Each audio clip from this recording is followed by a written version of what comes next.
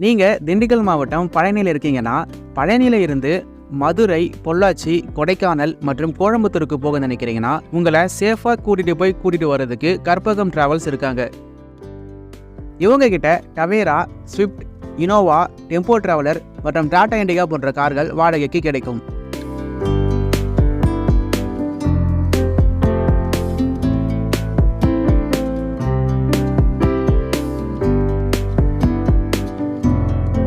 (24x7) caps அவைலபிளாக இருக்குது. நீங்கள் எந்த நேரத்திலையும் கால் பண்ணி உங்கள் ட்ராவலை புக் பண்ணிக்கலாம்.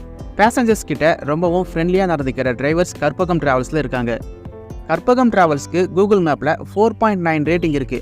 இது வரைக்கும் ட்ராவல் பண்ணவங்க அவங்களோட எக்ஸ்பீரியன்ஸை ரிவ்யூவும் பண்ணியிருக்காங்க. அதையும் செக் பண்ணி பாருங்கள்.